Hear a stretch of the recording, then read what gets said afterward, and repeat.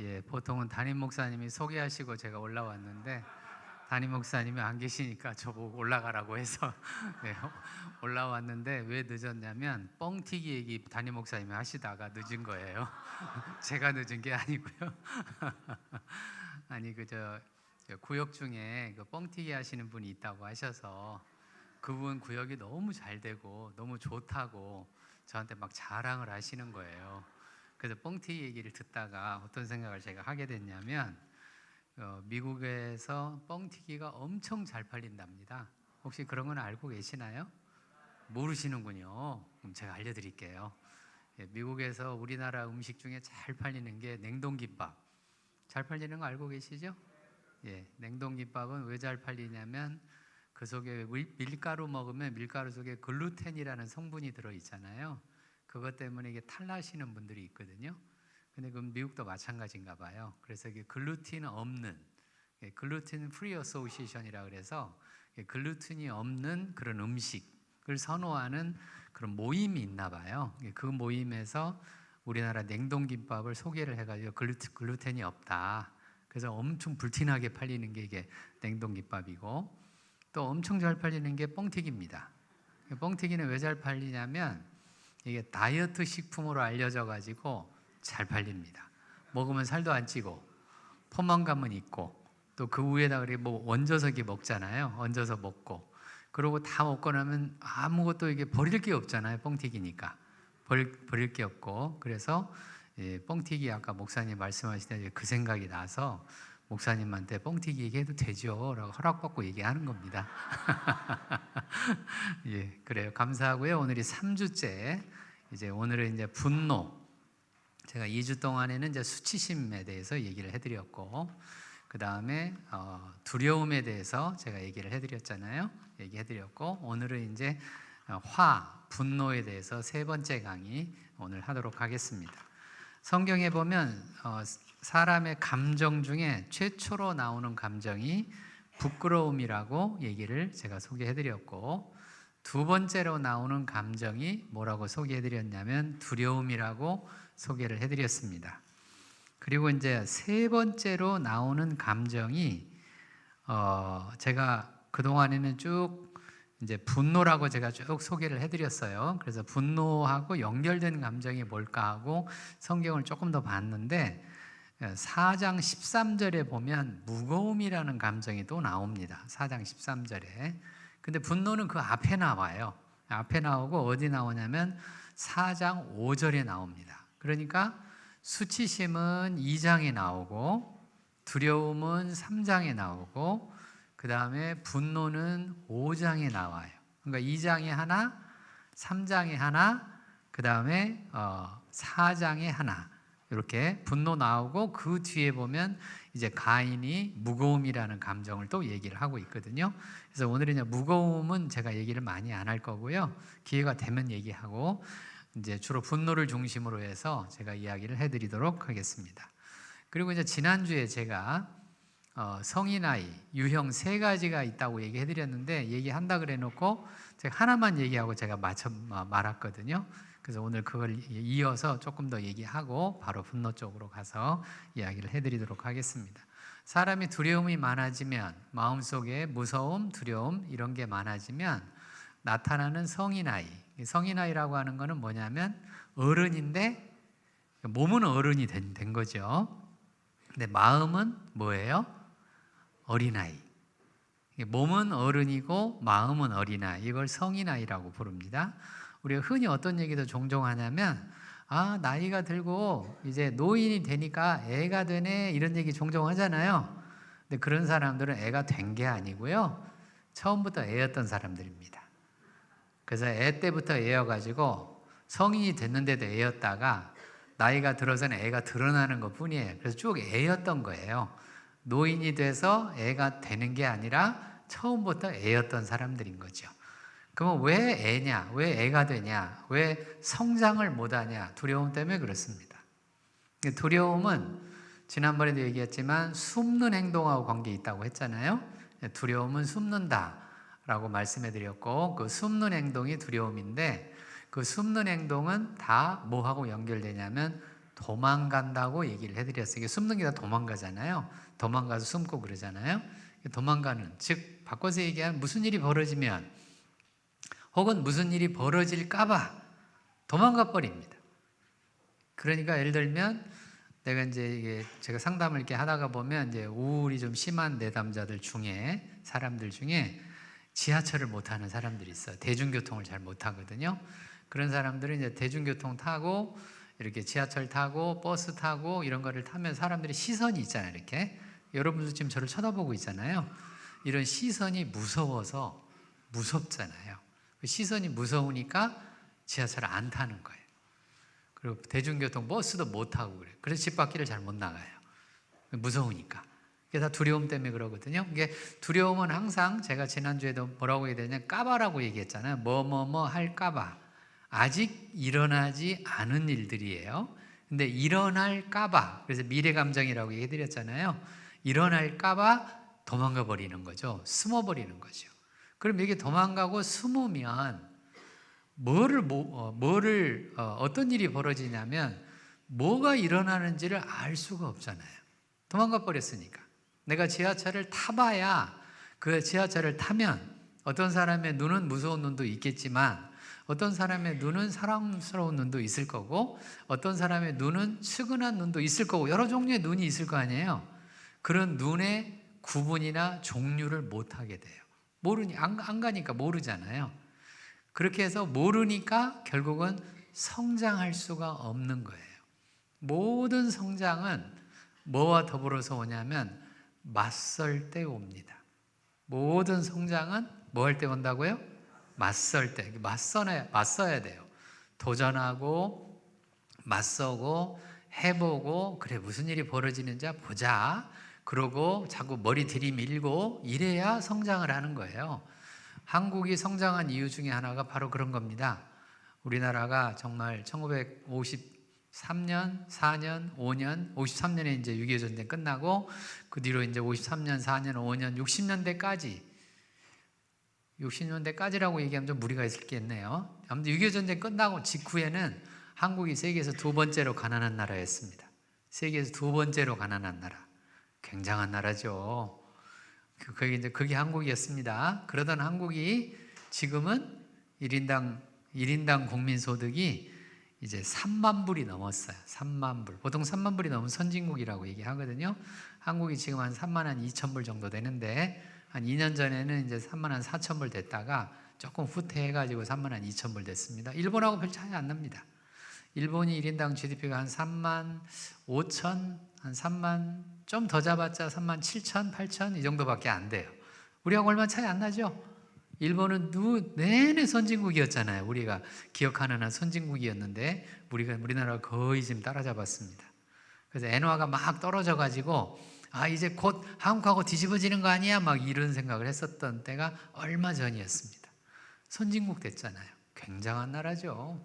그러니까 지금 53년이었으니까 지금 24년이니까 몇 년 지났어요? 70년 정도 조금 더 됐죠? 안 됐나요? 70한 1년쯤 됐네. 24년이니까 70년 만에 세상에 그 순위가 얼마나 많이 올라갔습니까? 왜 그랬을까요? 왜 그렇게 한국이 성장을 했을까요? 우리나라 사람들의 정신 중에 하나. 가끔 이제 제가 이게 그 회사 이제 그 경영하시는 분들만 모인 데서 CEO들이 모인 데에서 가끔 강의를 해달라고 그래서 가보면 제가 강의 가서 이런 얘기를 가끔 해요. 뭐라고 얘기하냐면 여러분들은 이 기업체 이루시는 동안에 다 맨 땅에 헤딩하기 정신으로 살았죠. 그렇게 얘기하면 그렇게 웃으세요. 실제로 그렇게 살으셨거든요. 맨 땅에 헤딩하기 식으로 그렇게 살았습니다. 그렇게 해서 기업을 다 일구고 그 일구어진 기업들이 세계적인 기업들이 되고 그 세계적인 기업들이 되니까 한국이 이렇게 부유한 나라가 되고 잘 사는 나라가 되고 세계에서 무역 규모가 10위 안에 드는 그런 놀라운 나라가 된 겁니다. 그게 다 뭐해서 그런 거예요? 맨 땅에 헤딩하기. 맨 땅이라는 게 뭐예요? 지구잖아요. 세상에 지구하고 헤딩했잖아요. 와, 보통 사람들이 아니죠. 한국 사람들 보통 사람들 아닙니다. 서로 인사하세요. 한국 분이시죠? 보통 분 아니십니다. 서로 인사하세요. 서로 인사하세요. 맞서고 끝까지 하고 뭔지 알아보고 눈 부릅뜨고 쳐다보고 이래야 성장하는 거예요. 그러니까 아이들이 두려움이 많다고 얘기해드렸잖아요. 신생아 속에 이제 프로이드식으로 얘기하면 탯줄이 잘라지면서 분리불안이라고 얘기해드렸고, 환경변화는 제가 얘기해드렸잖아요. 환경이 급격히 변하면서 아이들 마음속에 두려움이 많다고 얘기했잖아요. 그래서 아이들은 언제나 숨습니다. 무슨 일만 생기면 엄마 하고 숨잖아요. 무슨 일만 생기면 무서워 하고 숨잖아요. 애들이잖아요. 그러던 애들이 나이가 들면서 성장하면서 발달하면서 뭐를 하게 되냐면 자꾸 쳐다보기 시작하는 거예요. 이렇게 바라보니까 별거 아니었네? 막 무섭다고 했는데 별거 아니었어요. 그죠? 그런데 그렇게 무서움이 많은 애들한테 부모가 막 협박을 또 하죠. 협박을 정말 부모들이 많이 합니다. 이 세상에 협박을 누가 제일 많이 하는가 봤더니 경찰관이 아니더라고요. 누가 협박을 제일 많이 하는가 봤더니 검사가 아니고요. 누가 제일 많이 협박하는가 봤더니 도둑도 아니고요. 누가 제일 많이 협박해요? 부모가 제일 많이 협박합니다. 그 중에 엄마들이 많이 하죠. 부모 중에서도 엄마들이 협박을 많이 합니다. 그래서 부모들은 협박의 달인이다. 협박의 달인이에요. 너 그러기만 해봐라. 너 그러기만 하면은 용돈 없다. 협박이죠. 너 그러기만 해봐라. 밥 안 준다. 협박이잖아요. 너 그러기만 해봐라. 집에서 내 쫓아낸다. 협박이잖아요. 실제로 안 할 거면서 협박을 그렇게 하잖아요. 그렇게 협박을 하면 두려움을 일으키잖아요. 그나저나 두려움이 많은데 그런 협박을 하면은 더 두려움이 커져서, 그래서 부모에게 협박을 많이 받은 아이들, 그 협박이라고 하는 게 지배, 통제라는 뜻이거든요. 부모가 지배하고 통제를 많이 한 아이들일수록 자신감이 낮아집니다. 자존감이 떨어져요. 왜? 무섭잖아요. 세상이 무섭잖아요. 그나저나 무서운데 거기에 부모까지 무서움을 더해가지고 그렇게 무서우니까 이런 사람들은 자꾸 도망을 가요. 그 도망가는 방식이 3가지가 있다고 얘기해드린 거예요. 그 3가지 성인아이, 3가지. 첫째는 완벽형 성인아이. 어떤 형이라고요? 완벽형 성인아이들의 특징은 일만 해요. 그래서 죽어라고 일을 합니다. 죽어라고 일을 해요. 그야말로 살려고 죽어라고 일을 하는 거예요. 제가 만났던 또 다른 이 사람도 전문직 여성인데, 이 사람도 어렸을 때부터 엄마한테 협박을 받았어요. 어렸을 때부터 뭐라고 협박을 받았냐면, 너 공부 안 하기만 해봐라. 공부 협박이 제일 많잖아요. 공부. 부모의 목적은 분명하긴 하죠. 공부시켜서 애가 자립하게 하려고. 의도는 선하고 좋아요. 의도는 선하고 좋은데 그 선하고 좋은 의도를 가지고 어떻게 한다고요? 악한 방법을 쓰는 거죠. 이게 이제 부모 자녀 관계제가 강의를 할 때는 이런 주제를 제가 강의를 해요. 좋은 의도를 가지고 나쁜 방법으로, 그렇죠? 좋은 의도를 나쁜 방법으로 쓰는 사람이 있고, 좋은 의도를 좋게 쓰는 사람이 있고, 악한 의도를 좋게 포장하는 사람이 있고, 악한 의도를 악하게 하는 사람이 있고, 그럴 거 아니에요? 지금 4종류가 생기죠. 그렇게 되면 4종류가 생기게 되는데, 부모들은 대체로 좋은 의도가 있잖아요. 그 좋은 의도를 가지고 어떤 방법을 쓴다고요? 악한 방법을 쓰는 거예요. 그 악한 방법 중에 하나가 통제, 지배, 협박, 이런 것들이에요. 이 사람도 그렇게 엄마한테, 자기 아버지하고는 별로 기억이 없더라고요. 근데 엄마가 그렇게 이 사람을 통제를 했어요. 통제를 해가지고 너 공부 안 하기만 해봐라 부터 시작을 해서, 뒤에 말들은 제가 안 해도 되죠. 우리가 다 쓰는 말들이니까 안 해도 됩니다. 그래서 이 사람이 어렸을 때부터 엄마 마음에 들으려고, 엄마 마음에 들어보려고 공부하고 또 공부하고, 참으로 공부하고 정말로 공부하고 아주 공부하고 몹시 공부하고, 오늘 또 공부하고 내일 또 공부하고 모레도 공부해서, 그래서 의대를 갔습니다. 결국 의대 갔어요. 가가지고 또 전문직 여성이 됐다니까요. 그래가지고 돈도 잘 벌고요. 지금 그렇게 사는데, 이 사람이 뭐에서 실패를 자꾸 하냐면 데이트할 때 실패하는 거예요. 남자하고 교제할 때, 관계할 때 어떤 일들이 자꾸 벌어지냐면, 자기 마음이 조금씩 열려서 그 사람을 좋아하기 시작하면 두려워지기 시작하는 거예요. 왜?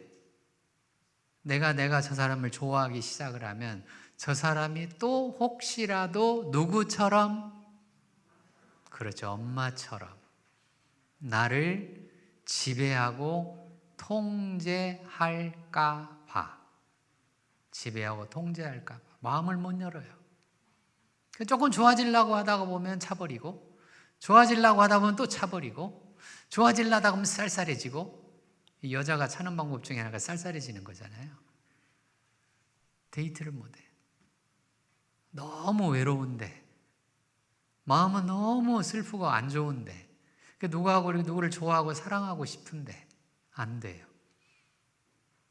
완벽형이에요. 공부는 잘해요. 일도 잘합니다.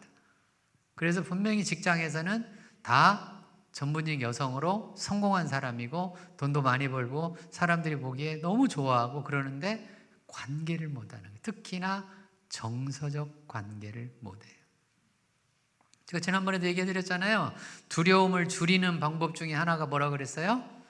엄마하고 이제 뱃속에서 나와서 탯줄이 끊어지면서 분리불안 생겼다고 얘기했죠. 그런 아이가 엄마가 어떻게 해주면 내 새끼 이렇게 해주면, 안아주면이라고 얘기해드렸잖아요. 그렇게 해주면 아이 마음속에 뭐가 줄어든다고 그랬어요? 두려움이 줄어든다고 그랬죠. 두려움이 줄어들면서 엄마하고 아이 사이에 정서적 애착이 생긴다고 해드렸습니다. 정서적 애착, 그러니까 몸은 떨어졌지만 이제 마음이 연결되고 마음이 튼튼하게 연결이 되어야 사람은 살 수가 있습니다. 인간은 혼자 못 살아요. 인간은 처음부터, 태어나기 전부터 연결되어 있다가 태어나는 과정이 떨어지는 과정이잖아요. 분리되는 과정이죠. 분리되었다가 그렇게 분리돼서 몸은 분리가 됐으나 마음이 여전히 분리되어 있으면 못 삽니다. 인간은 살 수가 없어요. 그 마음을 연결하는 게 바로 사랑이에요. 그래서 예수님이 그렇게 사랑을 얘기를 하는 거예요. 그렇게 마음이 연결되어야, 그래야 정서적 안정이 생기고 정서적 애착을 통해서 아이들 마음속에 편안함이 생겨, 두려움이 줄어들으니까. 근데 그런 아이를 계속해서 협박하고 또 지배하고 통제하면 두려움이 작아지는 게 아니라 커져가지고 이렇게 커져요. 겉으로는 멀쩡해 보이는데 속에는 뭐가 많다고요? 두려움이 많아요. 일은 너무 잘해요. 일은 잘해서 사회적으로 성공도 하고 출세도 하고 뭐 이렇게는 하는데 속에 뭐가 많다고요? 두려움이 많습니다. 이런 사람들 완벽형 성인아이라고 제가 얘기하는데, 그 완벽형 성인아이들을 또 다른 말로 제가 뭐라고 얘기를 하냐면 성공 실패자라고 제가 얘기를 해요. 그러니까 사회적으로 보면 성공한 자들이에요. 사회적으로 성공했다는 말의 뜻은 아까 얘기한 것처럼 그 사람도 의대를 가고 전문직 여성이 되어서 지금 이게 전문 사회적으로 성공했잖아요. 우리가 바라는 사회적인 성공, 그런 것뿐만이 아니라 이런 사람들이 정치적으로도, 또 이런 사람들이 또 권력적으로도, 또 경제적으로도 다 높은 사회적 지위를 가지고 있어요. 그러다가 무슨 일이 벌어지면 못 견딥니다. 견딜 수가 없어요. 그래서 이런 사람들이 뭐를 하냐면 한순간에 자살을 합니다. 우리나라에 성공한 사람들 중에 자살한 사람이 너무 많잖아요. 대통령도 자살하고 도지사도 자살하고 시장도 자살하고, 몇 년 전 누군지 알잖아요. 말 안 할게요. 어느 시장도 있고 그러잖아요. 시장도 둘이나 자살을 했잖아요. 다 그런 사람들이 어떤 사람들이냐? 다 완벽형 성인아이들입니다. 마음속에 뭐가 많아요? 두려움이 많죠. 그건 눈에 안 보이잖아요. 그런 건 눈에 안 보이니까 사람들이 보기에 다 멀쩡한 것처럼 보입니다. 왜? 사회적으로도 성공도 했고 직업도 튼튼하게 있고 또 잘 나가고 그러니까 다 멀쩡하게 보입니다. 얼마 전에도 또 누가 자살을 했잖아요. 얼마 전에 불과 한 달도 안 되는 얼마 전에.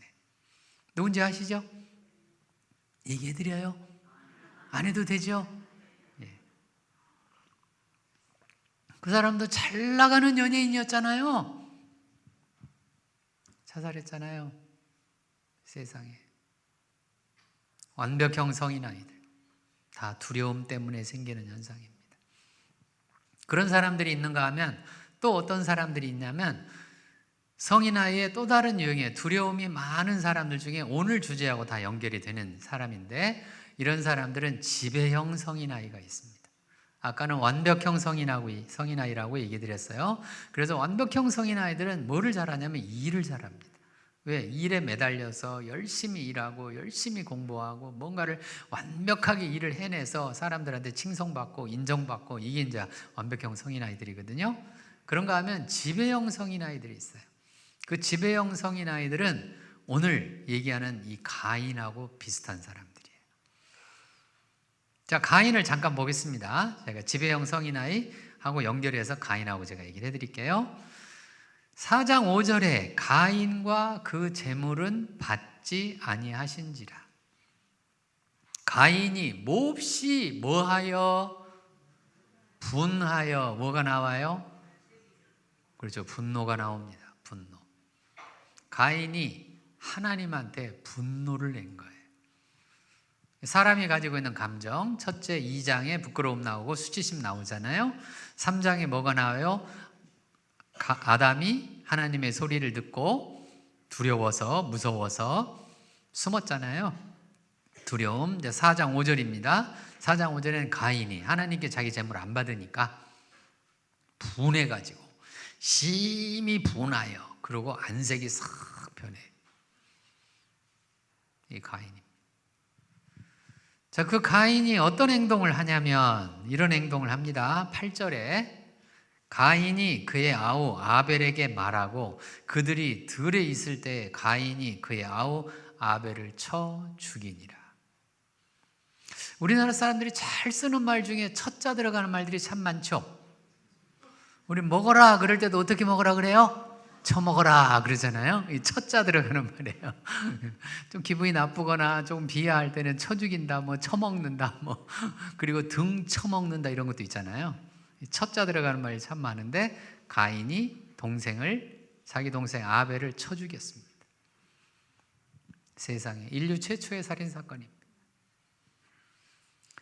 이제 인류가 역사를 시작을 했어요. 하나님께서 가인을 창조하시고 그의 갈빗대를 취하여서 아내 하와를 만들어 주시고 두 사람이 죄를 짓고 범죄해서 쫓겨났습니다. 에덴 동산에 쫓겨나서 이제 아담과 하와가 가인과 아벨을 자녀로 두었어요.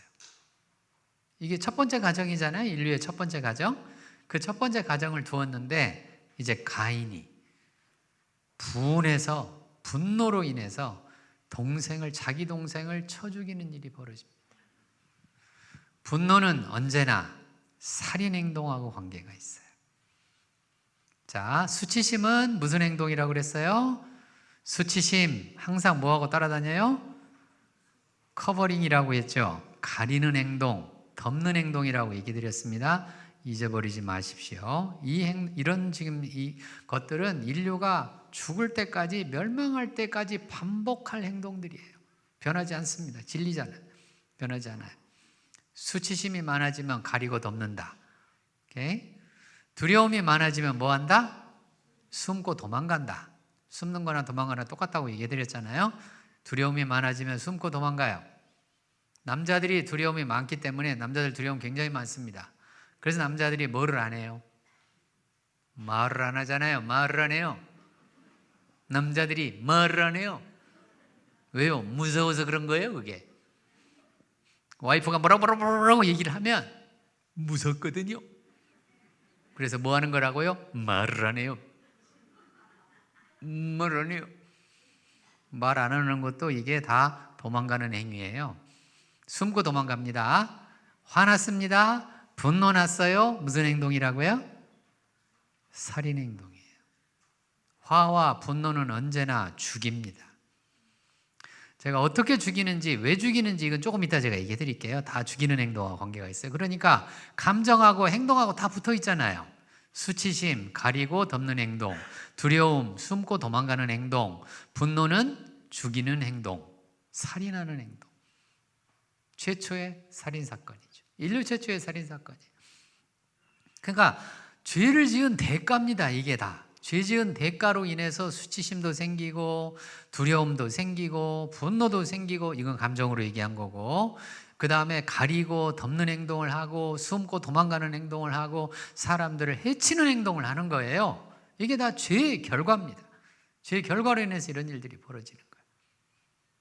자, 지배형 성인 아이들. 두려움이 만들어낸 또 다른 성인 아이. 몸은 어른이 됐는데 마음은 아이라고 제가 얘기를 지금 하는 거예요. 성인 아이. 그걸 또 이제 이 성인 아이를 뒤집으면 애들 중에 뭐가 있냐면 애 어른들이 있잖아요. 애인데 뭐처럼 행동해요? 어른처럼. 그러면 이제 부모들이 막 좋아하잖아요. 어른들이 막 좋아해가지고 어구 애인데 이렇게 어른스럽게 말하는 그 욕입니다. 그 칭찬 아니에요. 그 칭찬으로 그런 식으로 하시면 안 돼요. 애는 뭐다워야 돼요? 그렇죠. 애다워야 됩니다. 애는 애다워서 뭔지 잘 몰라야 돼요. 애들이 어른의 일을 너무 많이 알면 안 되는 거예요. 그게 성인 아이가 되는 지름길입니다. 생각해보세요. 엄마 아빠가 막 싸워요. 그럼 아이 마음속에 그나저나 두려움이 많은데 엄마 아빠가 싸우면 더 두려워지잖아요. 왜? 엄마 아빠가 싸워서 혹시라도 둘이 헤어지게 되면 나를 버리면 어떡하나? 버려질까 봐. 버림받을까 봐. 제가 상담을 하다가 보면 저를 찾아오는 수많은 내담자들 중에 이 주제를 가지고 있는 사람들이 얼마나 많은지 몰라요. 얼마나 많은지. 버려질까 봐. 나를 내칠까 봐. 그래서 이 주제가 나중에 언제 또 드러나냐면 노인 되면 또 드러납니다. 이제 자식들이 자기를 안 돌보고 뭐 할까 봐? 내칠까 봐. 옛날에는 고려장이라는 게 또 있었잖아요. 고려장처럼 자식들이 부모 안 돌보고 부모 이제 고려장처럼 이게 내팽개치고 돌보지도 않고, 이게 다 똑같은 얘기들이에요. 전부 다 이게 두려움의 주제입니다. 그리고 엄마 아빠가 이렇게 싸우면 애 입장에서는 엄마 아빠가 싸우니까 너무 두렵고 무섭잖아요. 그러니까 어떻게 하냐면 제가 만난 내담자, 이 내담자는 제가 상담했던 때가 이 사람의 나이가 50세 조금 넘었던 때 사람이에요.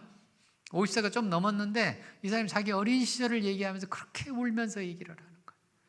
울면서 뭐라고 얘기하냐면 엄마 아빠가 얼마나 많이 싸웠는지, 그래서 자기가 얼마나 두려웠는지, 어떻게 살았냐면 엄마 아빠가 싸우면 자기가 엄마 아빠 가운데 가서 앉아 있었대요. 그러면서 양쪽 쳐다보면서 엄마 왜 그래? 아빠 왜 그래? 엄마 왜 그래? 아빠 왜 그래? 애가 그러고 사는 거예요. 어렸을 때부터. 벌써 이게 한숨 나오시잖아요. 하유하고 한숨 나오시고 그러시잖아요. 한숨 나오죠. 그러니까 엄마 아빠는 애를 사이에 놓고 싸운 거예요. 애를 사이에 놓고 세상에. 그러면 누구 하나라도 애를 안아주고 괜찮아, 괜찮아, 너 때문에 싸우는 거 아니야, 이걸 했었어야 되잖아요. 근데 아이들은 엄마 아빠가 싸우잖아요. 그럼 어떤 마음이 드냐면 자기 때문에 싸운다고 생각이 들어요. 부모가 이혼을 하게 되면 어떤 독특한 증상이 하나 생기는데 영어로 ACOD라는 증상이 생깁니다. AC가 뭐냐면 AC. AC. 그렇죠. 한번 다 같이 하세요. AC. Adult Child예요. AC가 뭐냐면 A가 Adult, 어른이란 뜻이고요. C가 뭐예요? Child. Adult Child. AC 뭐라고요? 여러분들도 가끔씩 그러잖아요. AC 그러잖아요. 그럼 꼭 기억하세요. Adult Child. AC 그래놓고 너 나한테 욕했어? Adult Child. 그렇게 하시면 돼요. Adult는 어른이란 뜻이고요. C는 Child, 애란 뜻이에요. 그러니까 성인 아이인데 어떤 성인 아이냐면 O가 of란 뜻이고, 그 다음에 D가 ACOD라 그랬잖아요. D가 divorced란 뜻이에요. 이혼한, 그러니까 부모가 이혼한 아이들이 뭐가 되냐면 성인 아이가 된다는 뜻이에요. 왜 성인 아이가 되냐? 그 여러 가지 이유가 있는데 그 중에 이유 중에 하나가 뭐냐면 엄마 아빠가 나 때문에 싸운다. 내가 말을 안 들어서. 애들은 그런 마음이 들어요. 내가 말을 안 들어서 엄마 아빠가 나 때문에 싸우고, 그래서 엄마 아빠가 싸우는 거는 누구 탓이다? 내 탓이다. 이렇게 생각을 해요. 그 제가 얘기했던 50세 좀 넘은 그 내담자가 이 얘기를 하면서 그렇게 울면서 그 얘기를 하는 거예요. 자기는 어렸을 때 자기가 정말 잘못해가지고 엄마 아빠가 그렇게 싸우는 줄 알았대요. 나중에 커서 보니까 그게 아니었는데. 그러니까 생각해 보세요. 그러니까 아이들 입장에서는 내가 잘못해가지고 엄마 아빠가 싸운다고 생각이 드니까 어떻게 하면 내가 엄마 아빠의 비위를 맞추어서, 그럴 거 아니에요. 비위를 맞추려고 할 거 아니에요. 애처럼 못 살죠. 그러니까 애처럼 못 살고 어떻게 살아야 돼요? 엄마 아빠의 뭐를 맞춰요? 비위 맞춰야 돼요. 비위 맞추는 것 중에 하나가 말 잘 듣기잖아요. 말 잘 듣는 아이들 욕입니다. 칭찬 아니에요. 뭐라고요? 욕이에요. 애들이 말 안 듣는 게 애들이에요. 애들은 뭐 하는 거라고요? 말 안 듣는 거예요. 엄마 싫어, 싫어, 이런 애들 있죠. 그거 굉장히 괜찮은 애들입니다. 또 다른 데로, 이 부부관계로 가보겠습니다. 이걸 부부관계로 가면 남편들 중에 지지리도 부인들 말 안 듣는 남편들 많죠. 근데 부인들이 내 남편은 지지리도 말 안 듣고 나를 그렇게 안 좋아해요, 안 좋아한다고 얘기하지만 그렇지 않아요. 말을 지지리도 안 듣는 남편들이 왜 말을 안 듣냐면 그만큼 독립적이라서 말을 안 듣는 겁니다. 독립적인 사람들은 말을 안 들어요. 당연히 말을 안 듣죠. 아니, 우리나라가 독립국가니까 일본에서 뭐라고 한다고 그래도 말을 안 듣잖아요. 맞죠? 일본이 독립국가고 우리나라도 독립국가고 중국도 독립국가고 미국도 독립국가니까 뭐라고 얘기하면 내정 간섭입니다 막 이렇게 얘기하잖아요. 내정 간섭 하지 마세요 그러고 하잖아요. 그 남편이 시질이도 말을 안 들어요. 여보 일찍 들어와, 일찍 들어와. 안 들어가요? 일찍 들어와, 일찍 들어와. 안 들어갑니다. 어떤 남편이에요? 독립적이고 자주적인 남편입니다. 그렇게 생각하시라고요. 그래서 말 안 들으면 어이구 말을 안 듣는 독립적인 사람 칭찬해 주셔야 돼요. 애도 똑같아요. 그렇게 칭찬해 줘야 돼요. 근데 그 애가 말을 들어요. 그것도 엄마 아빠가 얘기하면 한 번도 반대를 안 하고 말을 들어요. 그건 애가 아니에요. 이미. 이거의 극단적인 형태가 어떤 형태냐면 너무나 불행한 사건인데 이런 사람들 중에 가끔씩 부모 살해범이 생깁니다. 부모를 죽이는 사람들이 생겨요. 옛날에 한참 됐죠. 한참 된 사건이긴 한데 과천 지역에서 부모를 둘 다 죽인 대학생이 있었습니다. 누구라고 얘기하면 여러분들이 다 알 겁니다. 텔레비전에도 다 나왔고 추정 60분에도 다 나왔기 때문에 다 나온 사람이에요. 근데 이 사람이 이제 부모를 다 죽여서 살인 토막을 다 내가지고 버렸어요. 버렸다가 검거됐는데 어디에서 검거되냐면 수원검찰청에서 이제 재판을 하게 됐어요. 연락이 왔어요, 저한테. 연락이 와서 뭐라고 연락이 왔냐면 자기들이 재판을 하려고 하는데 얘가 도대체가 왜 부모를 죽였는지 이해가 안 간다. 좀 와서 좀 도와달라. 가보니까 저와 같은 전문가를 넷을 데리고 온 거더라고요. 봤더라고요. 보니까 사회 정신과 의사가 하나 있고 저는 이제 상담학 박사니까 상담학 박사로 갔고 범죄 전공한 또 교수가 왔고 또 한 사람은 사회심리학 전공 교수가 왔고 4명이 와가지고 이 사람을 인터뷰를 했습니다. 3시간 반 동안 인터뷰를 했어요. 저도 이제 그 중에 하나에서 인터뷰를 했죠. 인터뷰하고 나서 거기에 제가 보고서를 다 써가지고 다 올려줬습니다. 보고서를 다 써서 올려줬더니 이제 어떻게 하라는지 KBS 방송국에 저를 찾아왔어요. 찾아와가지고 아이고 교수님이 그때 했던 것들이 너무 이렇게 잘 받아들여져가지고 그걸 교수님이 했던 걸 가지고 이제 방송을 내보내겠습니다 하고 이제 PD가 와가지고 2시간을 촬영을 해갔어요. 나중에 추정 60분에 제가 보니까 10초밖에 안 나왔어요. 세상에 2시간을 촬영해가지고 왔는데 10초! 얼마나 배신감을 제가 느꼈는지. 분노가 나가지고 그때. 아무튼 근데 봤더니 그 사람이 정확하게 성인아이였던 거예요. 어렸을 때부터 한 번도 자기 부모 말을 거역한 적이 없어요. 근데 이 사람이 자기 부모를 살해하기 13일 전에 처음으로 자기 엄마 말에 반기를 들었어요. 그게 26살 때입니다. 처음으로 반기를 들었어요. 그러니까 노라고 하면 싫다고 한 거예요. 이 엄마가 이제 화가 나가지고 자기가 뭐라고 했으면 괜찮았을 텐데 자기 남편한테, 아버지한테 일른 거예요. 쉽게 말해서 일렀거든요. 일러가지고 이 아버지가 노하고 발하고 대하고 발을 했습니다. 뭐 했는지 아시죠? 2층에 계신 분들 다 아시죠? 뭐를 했다고요? 노발대발. 그게 오늘 여기 분노잖아요. 노발대발. 해가지고 그 아버지가 아들을 그냥 그야말로 막 혼을 냈습니다. 혼을 내고 이 아들이 그게 충격이 돼가지고 약간 정신이 조금 이렇게 그런 상태를 제가 뭐라고 표현했냐면 전쟁 나가서 동료가 총에 맞아 죽었을 때 생기는 충격적 경험이다. 이렇게 제가 보고서를 올렸거든요.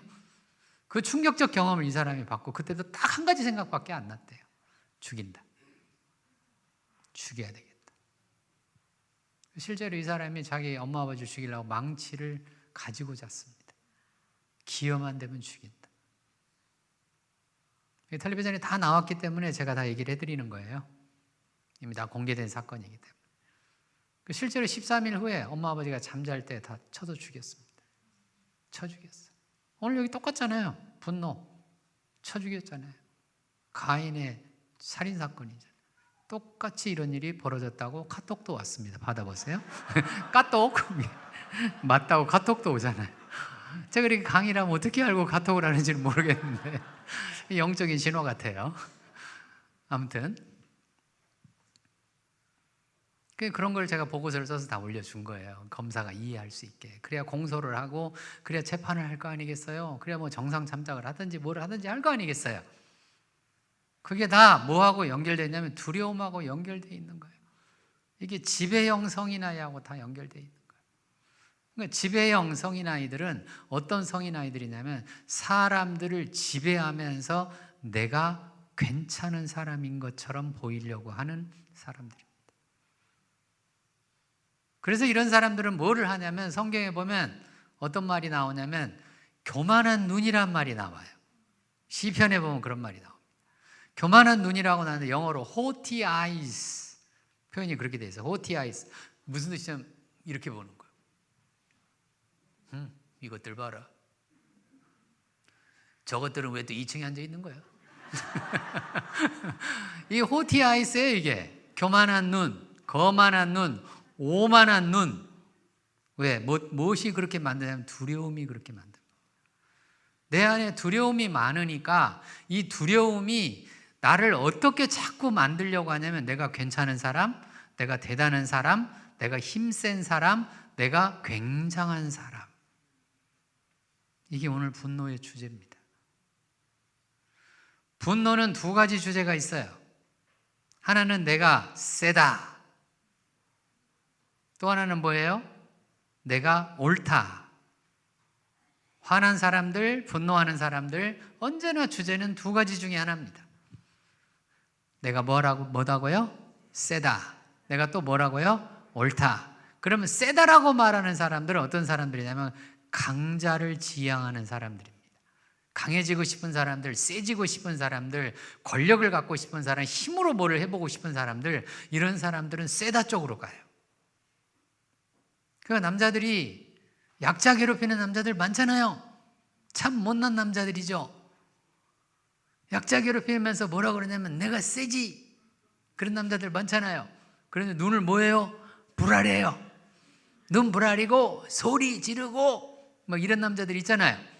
뭐 여자도 그런 사람들 있지만 남자들이 더 많잖아요. 그런 남자들이 다 두려움 때문에 내가 어느 쪽으로 간 거예요?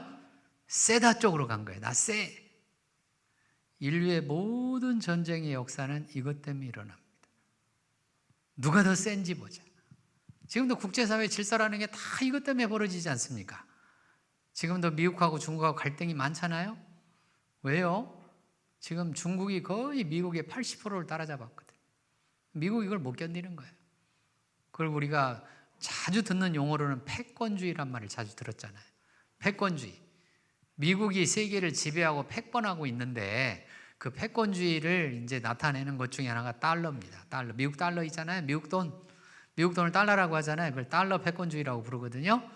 그래서 달러로 세계를 지배하고 있잖아요, 지금. 그런데 중국이 자꾸 이제 경제 규모가 커지면서 어떻게 하고 있냐면 위안화로 결제를 하려고 자꾸 얘기를 하잖아요. 지금 위안화, 중국 돈 위안화잖아요. 위안화로 세계 지금 결제를 막 해보려고 막 그러고 있잖아요. 지금 덤비고 있단 말이에요. 그러니까 미국이 까불지 마. 어디서 우리한테 까불어? 그래서 뭐를 지금 하고 있냐면 반도체 규제를 하고 있잖아요. 반도체가 뭔지는 아시죠? 예, 우리 휴대폰 같은 데 다 들어가잖아요. 스마트폰 같은 데 다 들어가 있지 않습니까? 컴퓨터에 다 들어가 있는 게 반도체. 그래서 반도체를 중심으로 지금 중국을 계속 견제를 하고 있잖아요. 고급 반도체 못 쓰게 하려고. 그것 때문에 우리나라 반도체 산업도 지금 막 타격이 있고 그러잖아요. 그게 다 뭐하고 관계 있어요? 내가 세다. 그거가 관계 있는 거야. 나 세다니까. 세. 옆 사람 보면서 얘기하세요. 나 세다.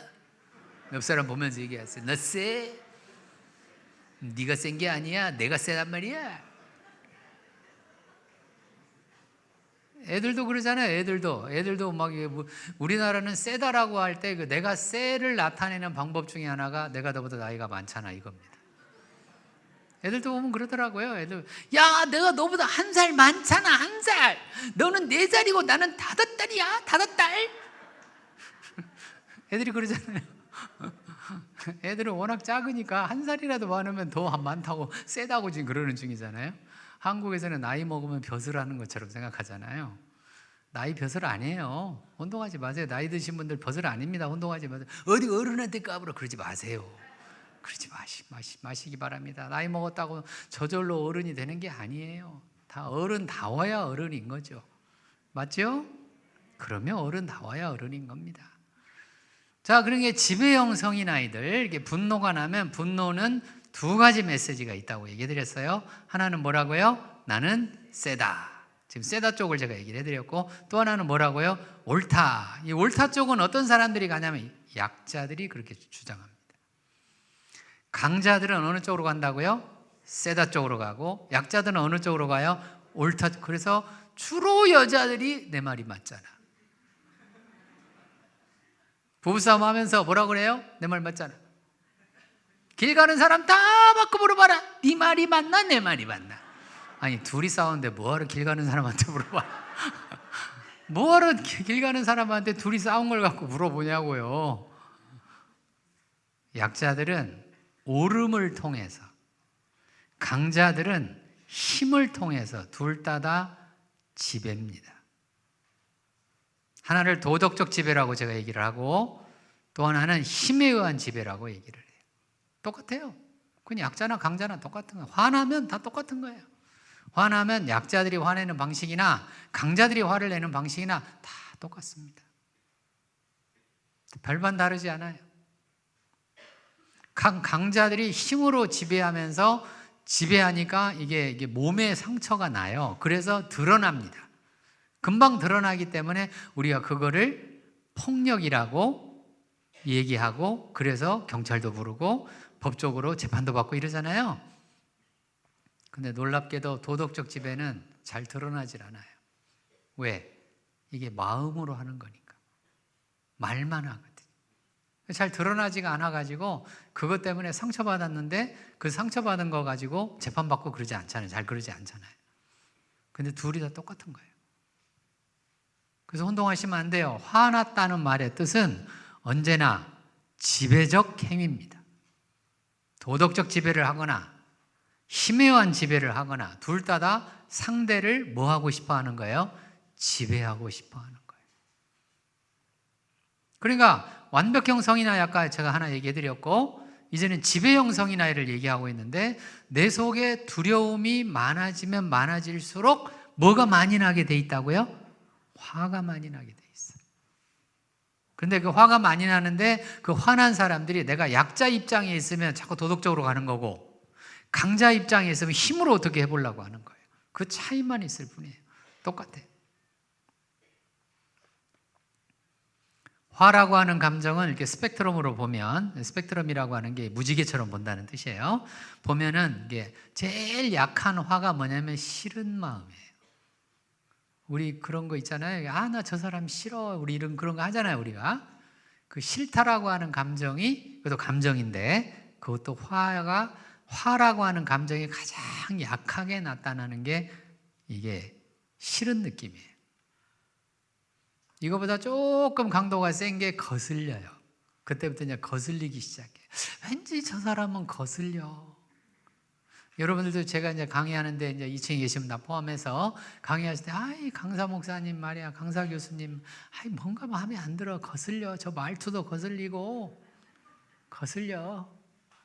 이미 화난 거예요. 화나신 거예요. 담임 목사님에게 너무 익숙해 있다가 제가 하면은 다르잖아요. 담임 목사님 하시는 거랑 제가 하는 거랑 다르잖아요. 왠지 거슬려. 아이, 거슬려. 내가 거슬려서 내가 차라리 안 오는 게 낫지 뭐. 라고 하지만 이미 뭐 하신 거라고요? 화나신 겁니다. 그거보다 조금 더 강도가 센 게 신경질이에요. 이제는 신경질이 나요. 신경질은 복합 감정인데, 감정에는 단일 감정이 있고 복합 감정이 있어요. 단일 감정은 감정이 하나만 있다는 뜻이고요. 복합 감정은 감정이 여러 개가 있다는 뜻이에요. 신경질은 두 가지가 들어있어요. 짜증과 화가 합쳐진 게 신경질이에요. 그래서 우리나라에 순학질 여사가 있잖아요. 순학질 여사가 뭐를 잘 내요? 신경질을 잘 냅니다. 짜증나고 뭐예요? 화나요. 합쳐지면 뭐라고요? 신경질. 노처녀 히스테리가 바로 신경질입니다. 왜? 나도 알아요. 결혼하고 싶잖아요. 근데 만나는 사람마다 뭐라고 물어봐요. 왜 결혼 안 하냐 그러고, 왜 결혼 안 하냐. 그래서 어떤 사람이 심지어 이런 말도 해요. 괴물 아니에요. 뭐 이런 얘기도 하잖아요. 세상에 왜 그런 얘기를 하고 그래요? 그래. 하지 마세요. 그런 얘기. 짜증나잖아요. 그런 얘기 자꾸 들으면. 근데 짜증만 나는 게 아니라 신경질 나잖아요. 화까지 나잖아요. 싫다, 거슬렸다, 그 다음에 신경질 난다. 그러다가 이제 본격적으로 이제 이게 감정이 거슬려지면 이제 화가 나기 시작을 해요. 화나고, 화가 더 커지면 분노가 나고, 분노가 더 커지면 경노, 진노. 진노는 어디에 자주 나와요? 성경에 하나님이 진노가 있잖아요. 진노, 격분하잖아요. 격분하고, 그 다음에 또 격분하고 비슷한 게 울면서 화나는 사람이 피눈물이라고 하는 거예요. 이런 게 다 화의 감정입니다. 전부 다 화의 감정들이. 자, 이런 화의 감정들의 공통적인 주제, 아까 얘기해드렸어요. 두 가지 주제가 있다고 해드렸으면 잊어버리지 마세요. 하나는 뭐라고요? 나는 세다. 또 하나는 뭐예요? 나는 옳다. 그래서 둘 다 하나는 힘으로 뭐 하려고 하고 지배하려고 하고, 하나는 뭘로? 도덕적으로 지배하려고 한다. 이렇게 화의 두 가지 메시지까지 얘기해 드렸습니다. 자, 그런데 제가 오늘 지금 가인이 자기 동생 아벨을 죽였다고 얘기했잖아요. 살인행동이라고 얘기했죠. 자, 그럼 화가 왜 살인하고 관계되는지 아까 제가 얘기해 드린다고 그랬잖아요. 이제 다시 와서 얘기를 해드리겠습니다. 자, 화는 언제나 살인행동하고 관계가 있는데, 왜 살인행동하고 관계가 있냐면, 사람이 화가 나면요, 화가 나면 혹은 화를 내면인 거하고, 화를 내는 것과 화를 나는 거는 조금 다르게 구분해야 돼요. 화가 나서 화를 내는 경우도 있고, 화가 안 나도 화를 내는 경우가 있잖아요. 화는 안 났는데 화내서 화난 것처럼 모양을 취해서 상대방이 뭘 하게 하는 그럴 때도 있잖아요. 그럴 때는 이제 화가 안 나고도 화를 내는 경우가 있거든요. 아무튼 이제 화를 내면이라는 뜻이, 화가 나면이라는 뜻이에요. 내 안에 화가 나면 어떤 일이 벌어지냐? 우리 몸에서 변화가 생깁니다. 화가 나면 우리 몸이 뭘로 인식을 하냐면 비상 상황으로 인식을 합니다. 잘 기억하세요. 화가 나면 뭘로 인식한다고요? 위기 상황이라고, 비상 상황이라고 그렇게 인식을 해요. 무슨 말이냐면 화는 전부 다 뭐하고 관계 있냐면 전투하고 관계가 있어요. 화는 뭐하고 관계 있다고요? 전쟁. 화가 났다는 말은 이제 전투 준비를 하려고 하는 거예요. 전투 준비. 화났으니까 전투 지금 하는 중이에요. 근데 이제 그 화의 가장 약한 게 아까 제가 싫음 이런 얘기 했잖아요. 싫고 거슬리고 이런 거는 화의 약한 감정이라고 얘기 드렸잖아요. 이런 감정들이 생기면 이런 때는 전투를 안 해요. 안 하고 뭐 하냐면 피해요. 그래서 우리나라 사람들이 자주 쓰는 용어가 있어요. 똥이 무서워서 피하냐? 뭐에서 피한다고요? 더러워서 피한다 이렇게 얘기하잖아요. 그때 더럽다는 말은 싫어한다는 뜻이에요. 맞죠? 싫어하니까 내가 뭐예요? 피해가는 거예요. 그러니까 화가 싫거나 거슬림 쪽으로 나타나면, 약하게 나타나면 전투를 아직은 안 해요. 근데 이게 이제 신경질 쪽으로 오면 이제 말을 하기 시작하죠. 신경질은 말을 하잖아요. 말을 하다가 화나고 분노 이렇게 오게 되면 이제 화를 내기 시작하잖아요. 이렇게. 그 화를 내기 시작하는데 이렇게 되면 우리 몸이 어떻게 인식을 하냐면 내가 머릿속으로 인식하는 게 아니에요. 제가 의지적으로 인식하는 게 자동적으로 그렇게 됩니다. 우리 몸이 자동적으로 우리 몸에서 이거는 무슨 상황이다? 비상 상황이다. 위기 상황이다. 그렇게 인식을 합니다.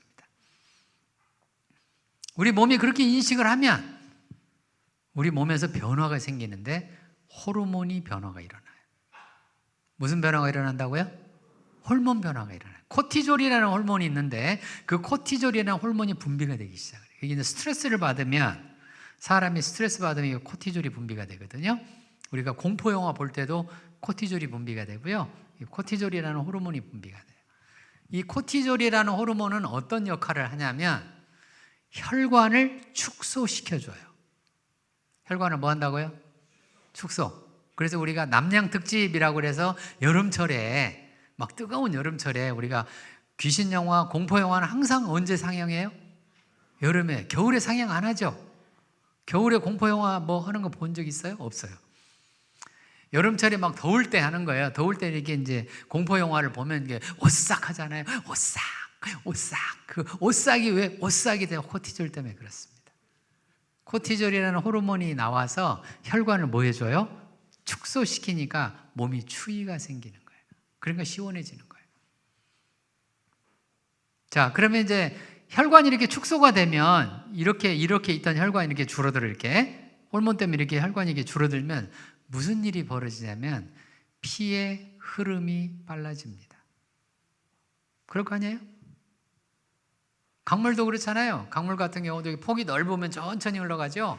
근데 강물이 이렇게 강폭이 이렇게 줄어들기 시작하면 어떻게 돼? 물이 콸콸콸 막 쏟아지고 막 소리도 요란하게 나고 유속이 굉장히 빨라지죠. 그런 거하고 똑같은 이치입니다. 왜? 지금 전투 준비잖아요. 전투를 해야 되잖아요. 전투를 해야 되니까 필요한 곳으로 에너지 공급을 해야 되니까 에너지 공급을 하려면 혈관을 좁게 만들어 피의 흐름을 막 빨리 만들어 가지고 거기로 에너지 공급을 막 하는 거예요. 에너지 공급. 그 에너지 공급하는 데가 어디냐면 주먹에 힘이 들어가잖아요. 이렇게. 또 어디에 힘 들어가요? 눈. 우리 대체 눈에 막 힘이 들어가죠. 그래서 우리가 눈에 뭐 켰다고 그래요? 불 켰다고 하잖아요. 눈에 불 켜가지고 막 이렇게 막 뭘 찾잖아요. 이렇게. 또 머리를 막 뜨끈뜨끈하죠. 김 나잖아요. 여기 머리 김이 이렇게 나잖아요. 김 모락모락 나잖아요. 화나면 이렇게 김 모락모락 나고 그러잖아요. 그게 다 전투 준비 상황입니다. 그런 쪽으로 에너지를 막 보내야 되니까 그런 쪽으로 가는 혈관은 좁아지면서 유속이 빠르고 에너지 공급을 많이 하게 돼요. 그런데 그럼 다른 쪽은 어떻게 될까요? 우리 몸이 이렇게 있는데 한쪽으로 막 에너지 공급, 피 흐름이 빨라져가지고 에너지 공급을 막 하면 다른 쪽은 어떻게 되냐고요. 상대적으로 다른 쪽은 피의 공급이 적어질 거 아니에요. 그렇죠? 피의 공급이 적어지면 그쪽에 영양분이 전달이 잘 안 되죠. 당연히 그렇죠. 근데 이런 상태가 가끔 그러다가 말면 괜찮은데 지속적으로 화나 있는 사람들 있죠. 그리고 웬만하면 화나는 사람들 있죠. 누가 말만 하면 화나는 사람들 있잖아요. 그런 사람들은 어떻게 했어요? 지속적으로 화가 나 있으니까 그 얘기는 한쪽으로 계속 에너지 공급한다는 뜻이잖아요. 그래서 가끔 우리가 여러분들이 텔레비전에 이제 드라마 같은 거 보시면 왜 사장이나 회장이나 이런 사람 늘 화가 나 있는 사람들 많잖아요. 왜? 기업을 경영하고 하다 보니까 화날 일이 엄청 많잖아요. 안 하시는 게 좋아요. 안 하시는 게. 그거 그냥 화나니까 화내다가 이러다가 제가 연기 잘했나요? 예. 박수 한번 쳐주세요. 예. 감사합니다. 예. 2층에 계신 분들한테 제가 너라고 한 거 아니에요. 예. 그러다가 막 쓰러지고 그러잖아요. 그 왜 그러냐? 그게 다 화하고 관계된 거예요. 그러다가 그게 쓰러져가지고 잘못되면 반신불수도 되고, 쓰러져서 잘못되어지면 심장마비로 죽기도 하고, 그러지 않습니까? 이게 화 때문에 그러는 거예요. 화라고 하는 감정이 우리의 생명을 손상시킵니다. 그러니까 나의 생명만 손상을 시키는 게 아니라 상대방의 생명도 손상을 시켜요. 가인처럼 이렇게 동생이 들에 있을 때 한 번에 쳐 죽이는 살인행동만 있는 게 아니라 이거는 단번에 죽이는 살인행동이에요. 그런 것만 있는 게 아니라 서서히 사람을 죽입니다. 화를 지속적으로 내보십시오. 지속적으로 또 화내고 또 화내고 참으로 화내고 정말로 화내고 웬만하면 또 화내고 밥 먹다가도 화내고 아무튼 화를 계속 내보십시오. 그렇게 내면 그렇게 화를 내는 나도 수명이 줄어들어요. 그리고 그렇게 내가 화를 내는 그 대상도 그 사람도 수명이 뭐하다고요? 줄어듭니다. 사람을 죽이잖아요.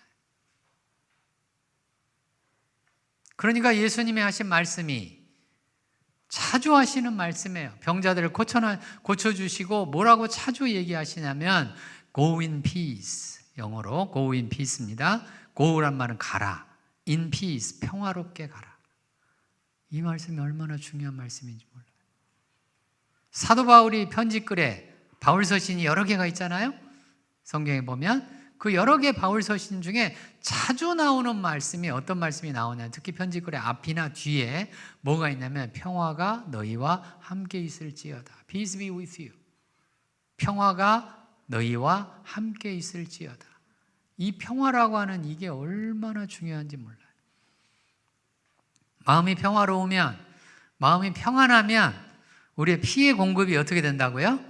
저 멀리 발끝까지 다 전달이 돼요. 평화로울 때, 마음이 편안할 때 다 전달이 돼요. 근데 우리 마음이 두려워지고 우리가 창피해지고 수치심이 많아지고 그 다음에 또 막 분노가 생기고 화가 나고 이러면 아까 얘기한 것처럼 몸이 위기 상황, 비상 상황이라고 인식을 해서 이렇게 코티졸이라는 호르몬이 분비가 되고 그 분비가 되면서 혈관을 축소시켜서 혈압을 피를 빨리 이렇게 막 하다가 보면 혈관이 더 좁아진 데가 있으면 거기에서는 혈압이 어떻게 돼요? 높아지죠. 고혈압. 화 많이 내는 사람들 뭐에 걸리기 쉽다? 고혈압에 걸리기 쉽습니다. 자기 정신 건강을 위해서도 자기 몸의 건강을 위해서도 영적인 건강을 위해서도 이 분노는 정말 우리의 적인 것을 꼭 깨달으셔야 됩니다. 자, 그러면 이제 가인이 왜 그렇게 자기의 제사를 하나님 앞에 드렸는데 하나님이 안 받으시니까 안색이 변하면서 막 분하면서 안색이 변했잖아요. 그리고 동생을 쳐 죽이잖아요. 왜 그랬을까? 그런 중요한 주제가 생깁니다.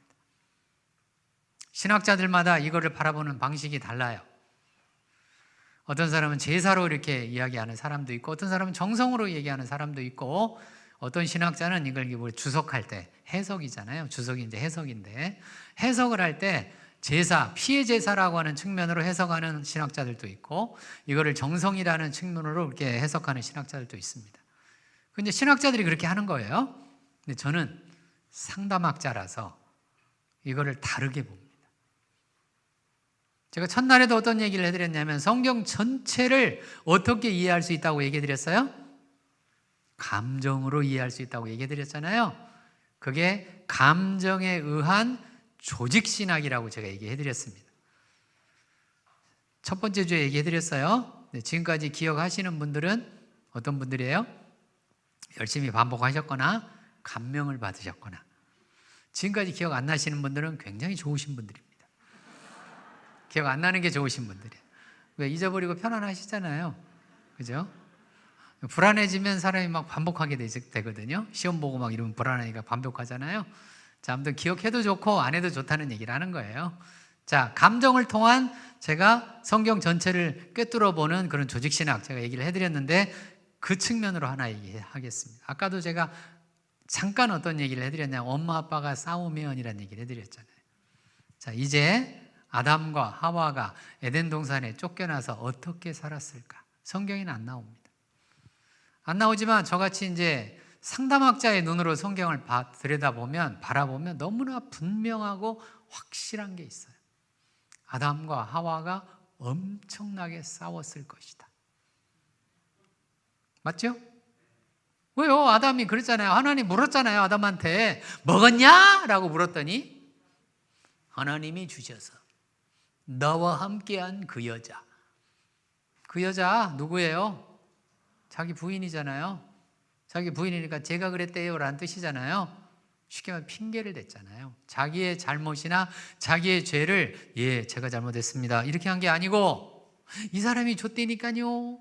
얘가 줘가지고요 제가 먹었잖아요. 얘가 줬잖아요. 제가 먹었잖아요. 얘가 줬잖아요. 제가 먹었잖아요. 얘는 크게 얘기하고 먹은 거는 조그맣게 얘기하고 자기의 잘못은 축소시키고 저 사람의 잘못은 부각시키고 이게 물타기라고 얘기해드렸죠. 정치인들이 자주 하는 물타기가 이런 거라고 그랬잖아요. 커버링하는 거라고 얘기해드렸잖아요. 그랬으니 하와가 가만히 있었을 리가 없죠. 그 얘기를 듣고 에덴 동산에 쫓겨났는데 가만히 있을 리가 없잖아요. 그러니까 쫓겨나서 이제 그나저나 지금 환경 변화가 어마어마하게 일어나는 거잖아요. 천국에 있을 때는 온도도 일정하고 제가 자궁 얘기해드렸잖아요. 지난주에 인간이 가지고 있는 가장 완벽한 환경이 여성이 가지고 있는 자궁이라고 제가 얘기해드렸잖아요. 그래서 여성은 어떤 분들이라고요? 지난주에 인사했잖아요. 여성은 어떤 분들이라고 인사했어요? 서로 인사 다시 한번 하지. 잊어버리면 참 괜찮은 사람이라고 얘기해드렸습니다. 인사하세요. 위대하신 분입니다. 서로 인사하세요. 위대하신 분입니다. 남자들한테는 얘기하세요. 위대하지 않다. 남자들은 뭐가 없어요?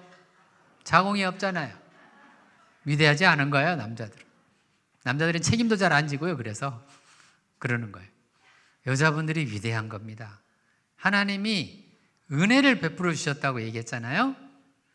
사람이 가지고 있는 환경 가운데 가장 완벽한 환경이 자궁이고 그 자궁과 같은 환경은 인간이 만들 수가 없습니다. 만약에 인간이 그걸 만들 수 있다면 생명을 탄생시킬 수 있다는 뜻이잖아요. 그걸 일부 흉내내고 있는 게 시험과 낙이 그런 거잖아요. 흉내내고 있는 게 그런 것들이긴 한데 그러나 자궁처럼 완벽하지는 않습니다. 온도도 일정하고요. 먹을 것도 걱정 없고요. 그 다음에 옷도 안 입어도 되고요. 뭐 등등등. 그런 에덴 동산에 살다가 쫓겨났다니까요. 어디로? 온도 변화도 심한 지구로. 그 다음에 이제 엉겅퀴도 많이 나고 가시덤불도 많이 생기고 죽도록 일해야 되고 이런 환경으로 바뀌었잖아요. 그렇게 환경 변화가 엄청 심한 뭐가 많아진다고요? 두려움. 얘기했잖아요. 그러니까 아담과 하와의 마음속에 얼마나 두려움이 많았겠습니까? 생각해 보세요. 결혼을 했는데 남편과 부인인데 이 두 사람이 둘 다 두려움이 많아요. 두려움이 많으면 뭐가 많이 난다고 그랬어요? 화가 많이 난다고. 지금 오늘 두려움이 많으니까 뭐가 많이 난다? 화가 많이 나. 화가 많이 나면 이제 하와는 얘기할 겁니다. 내가 맞잖아. 아까 얘기했잖아요. 약자는 어느 쪽으로? 오른쪽으로 간다고 얘기했잖아요. 강자는 어느 쪽으로 가요? 지배하는 쪽으로. 그러면 아담은 뭐야? 그러면 하와는 내가 맞잖아. 뭐야? 내가 맞다니까. 뭐야? 둘이 그러고 뭐 했을 거라고요? 엄청 싸웠는데 그 중간에 누가 있었어요? 그렇죠. 어디 이렇게 잘하십니까? 가인이 있었습니다. 가인이 장자지 않습니까? 가인이 그거를 봤을 거 아니에요. 우리 보통 가정에서 그러는 것처럼. 어디 다르겠습니까 이게? 그러니까 가인은 어린 시절부터 두려움이 많은 상태로 성장을 한 거예요. 왜? 엄마 아빠가 그렇게 싸우니까. 아담과 하와가 얼마나 많이 싸웠을 거예요. 네 잘못이다, 네 탓이다, 네가 왜 나한테 그걸 주어가지고 그걸 먹게 만들어가지고 우리를 이렇게 에덴 동산에서 쫓겨나게 만들었냐? 그러면 하와는 그랬을 겁니다. 내가 주었대도 안 먹었으면 될 거 아니냐? 왜 너도 처먹고서 그러냐? 쳐 죽였다고 그랬잖아요. 너도 처먹었잖아. 제 말이 틀린 말이나요? 우리가 많이 가정에서 그러잖아요. 똑같은 얘기죠. 그런 것들이 자세하게 성경에는 기록이 안 돼 있지만 미루어 봐서 가인이 왜 이렇게 됐을까? 가인이 왜 피해 제사를 못 드리고 왜 정성이 부족한 사람이 되었을까? 신학자들이 주장하는 것처럼 그거의 원인이 저 같은 상담학자 눈으로 보면 아담과 하와의 가정이 이랬을 것이다. 물론 추정이긴 하고 물론 추측이긴 하지만 그러나 여기에 감정이 분노로 나와 있는 걸로 봐서 이게 거의 틀림이 없다. 성인아이란 뜻이에요. 가인을 온전한 어른으로 키워내지 못했다는 뜻입니다. 이 아담과 하와가. 그러니까 자기 가정에서 세상에 형이 동생을 쳐 죽이는 최초의 살인사건이 벌어지잖아요. 얼마나 이게 불행한 일입니까? 인류의 역사입니다. 이제 우리의 역사는 이렇게 흘러가는 겁니다. 가인과 아벨이 형과 동생임에도 불구하고 형이 동생을 쳐 죽이고 나중에 또 동생이 형을 쳐 죽이고 이런 일들이 인류 역사에 얼마나 많이 벌어집니까? 우리의 역사 속에 너무나 잘 아는 이야기. 조선 왕조에 보면 태종이 이방원이잖아요. 태종 이방원이가 권력을 잡으려고 형 쳐 죽이고 동생 다 쳐 죽이고 1차 왕자의 난, 2차 왕자의 난 다 똑같은 거잖아요. 이게 뭐 다르겠습니까? 여기서 일어난 거 그대로 반복하고 있지 않습니까? 그런 것들이 어디 이조 시대만 일어나고 있습니까? 지금도 똑같잖아요. 지금도 재벌가에서 보면 형제들끼리 부모 자녀들끼리 계속 돈 때문에 다툼이 벌어지고 법정으로 소송하고 요즘은 막 죽이지는 못하니까 뭘로 하는 거예요? 소송으로 하고 막 법으로 가서 하고 막 이러잖아요. 똑같아요. 다 똑같은 거예요. 그러니까 가인이 피해 제사를 드릴 수 없게끔 정성이 부족할 수밖에 없게끔 두려움이 많은 사람이 되어서 억지로 하나님 앞에 제사를 드렸을 거 아니에요. 왜? 제사 드려야 되니까 억지로 하나님 앞에 제사를 드렸는데 하나님은 그 중심을 아시니까 그런 제사는 안 받으시죠. 안 받으니까 거기서 가인이 회개를 했더라면 하나님이 내 제사를 안 받으시네? 내가 뭐가 잘못됐을까? 하나님 제 제사 안 받으셨네요? 제가 뭘 잘못했을까? 이랬으면 얘기가 달라졌을 거 아니에요. 근데 그게 아니죠. 여전히 분하여 안색이 변합니다. 자, 분하여 안색이 변한다를 조금 다르게 또 얘기를 해드릴게요. 다르게 얘기를 하면, 자, 이 분노, 아까 지배라고 얘기 드렸잖아요. 강자들은 화를 내서 뭐 하려고 한다? 힘으로 지배하려고 한다고 얘기 드렸고, 약자들은 화를 내면서 내가 맞잖아요, 내가 옳잖아요, 내가 옳아요 하면서 뭘로 지배한다고 그랬어요? 도덕적으로 지배하려고 한다고 얘기해 드렸어요. 그 똑같은 지배가 무엇을 의미하는 거냐? 이 지배라는 게.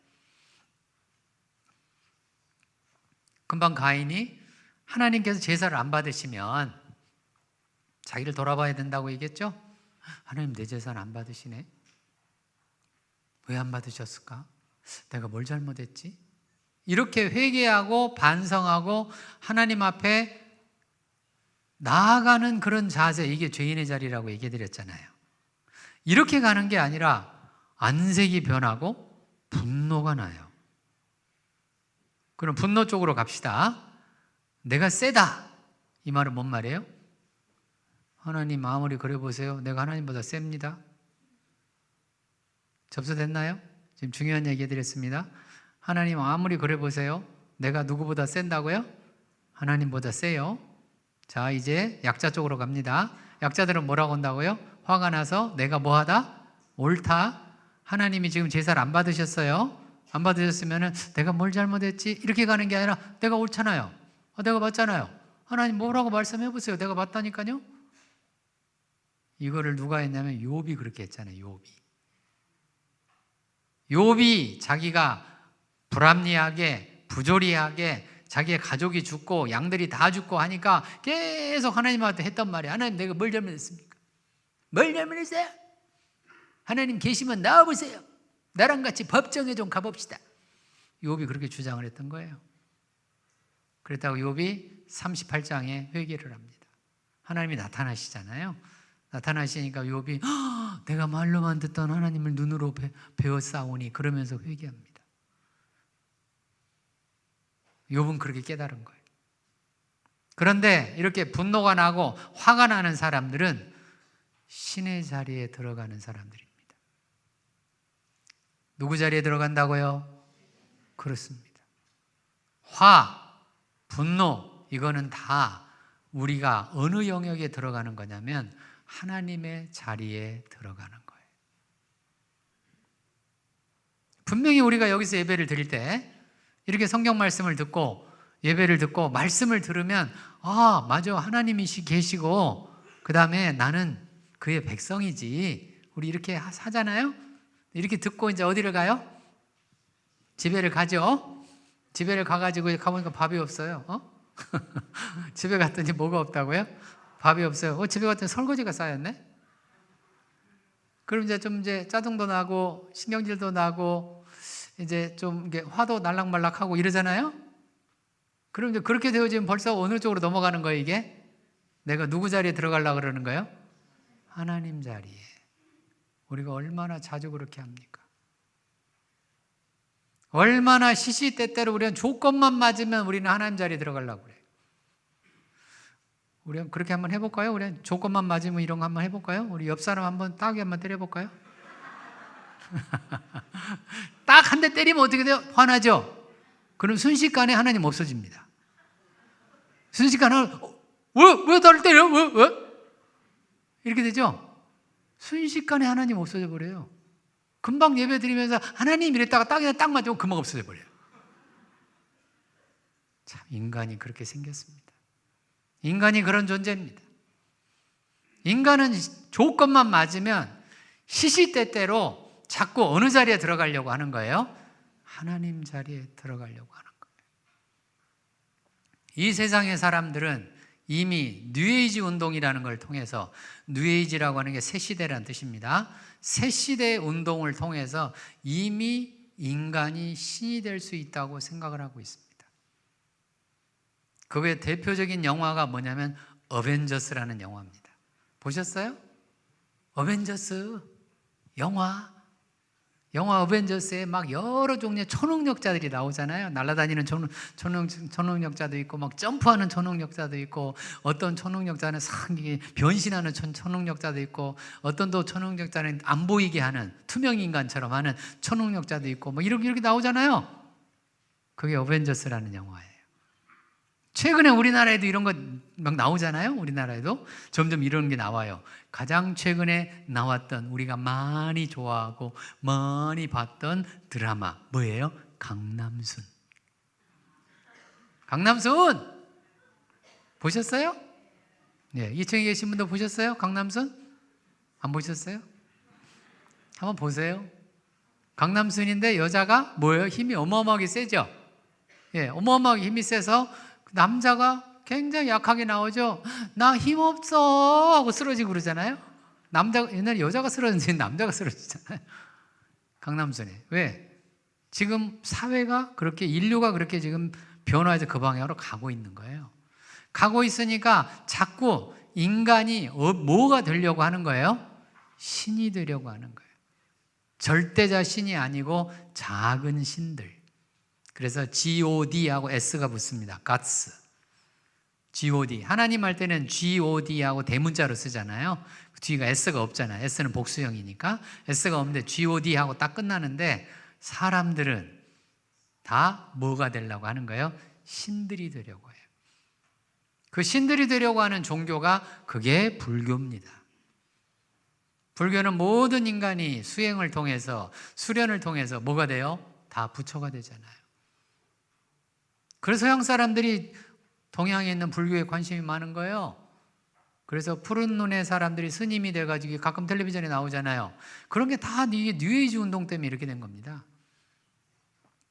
이제는 내가 판단하고 내가 생각하면 그게 옳고 그게 맞아서 그 어느 누구도 이거를 터치할 수가 없고 내가 그냥 판단하고 하는 게 맞다, 이런 거예요. 그래서 신의 자리에 들어가는 거예요. 뭔 얘기예요? 인류가 점점 더 멸망에 가까워지고 있다는 뜻입니다. 왜? 인간인데 자꾸 자기 자신을 뭐라고 얘기해요? 신이라고 자꾸 얘기하잖아요. 인간인데. 그거를 학문적으로 뒷받침을 하고, 그거를 종교적으로 뒷받침하고, 그거를 사회운동으로 뒷받침을 해서 영화도 막 그런 게 나오고 드라마도 막 이런 게 나오고 이런 게 나와가지고 사람들이 자꾸 착각을 하는 거예요. 이제 그래 맞아.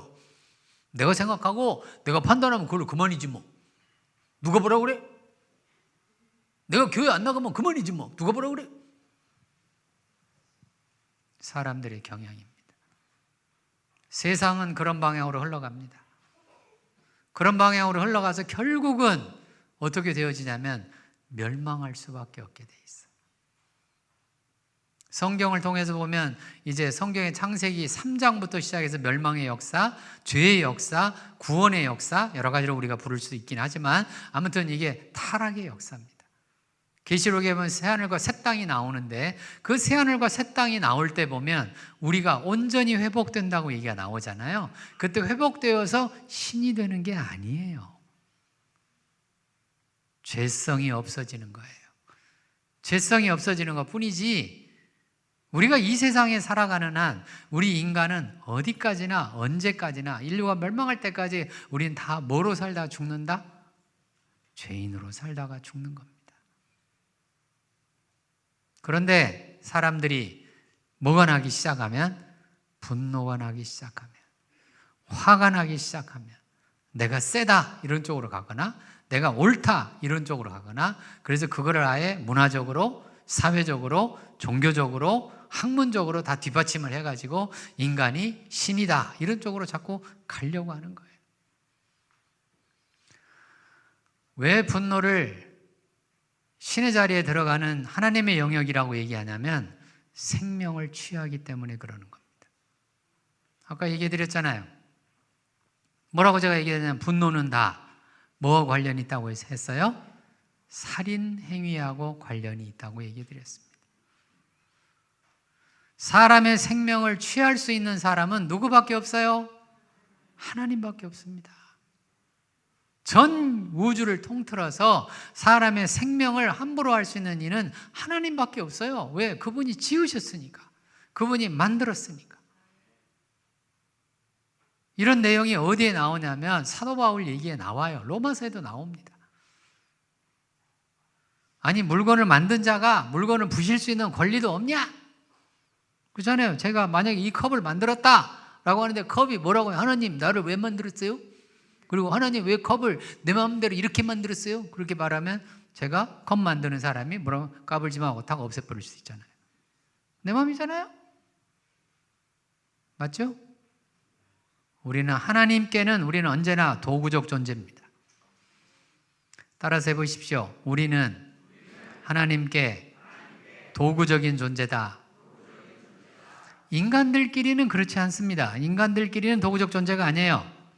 혼동하시면 안 돼요. 근데 이 세상에서는 사람들끼리 자꾸 도구적 존재로 하잖아요. 도구적 존재라는 말이 쓸모 있냐 없냐 이렇게 따지잖아요. 아, 저 사람은 쓸모 있네. 저 사람은 쓸모 없네. 저는 저거 할 줄 아니까 쓸모 있고 저거 할 줄 없으니까 쓸모 없으니까 쓸모 없는 사람 폐기 처분하고 쓸모 있는 사람만 데려오고 뭐 이러잖아요. 사람들끼리 자꾸 도구적 존재를 생각. 왜? 자기를 신처럼 생각하니까. 자기를 하나님처럼 생각하잖아요. 그러니까 내가 장이 됐다. 내가 회사의 회장이 됐다. 회사의 사장이 되었다. 내가 뭐 어떤 구단의 구단주가 되었다. 내가 뭐뭐의 무슨 장이 되었다. 그럼 자꾸 쓸모로 판단한단 말이에요, 사람을. 하나님처럼 그렇게 생각하는 거예요. 자기들이 다 하나님처럼 하나님이라고 생각을 하니까 그러는 거예요. 교회에서도 자칫 잘못하면 이런 생각을 그렇게 할 수가 있습니다. 예를 들어서 제가 만약 당회장이 되었다? 라고 하면 소인들을 볼 때 그렇게 판단을 하는 거예요. 저 사람은 장로감이네. 쓸모가 있겠네. 저 사람은 집사감이네. 쓸모가 있겠네. 이거는 목회자가 잘못 생각하는 거예요. 세상 사람들처럼 똑같이 생각하는 거예요. 하나님만 그 생각을 할 수가 있어요. 오직 하나님만이 나라는 사람이 어떤 쓰임새가 있고 어떤 쓸모가 있고 하나님의 나라에 어떻게 기여를 할 수 있는지 그건 하나님만이 판단하는 영역이에요. 인간들끼리는 그러면 안 됩니다.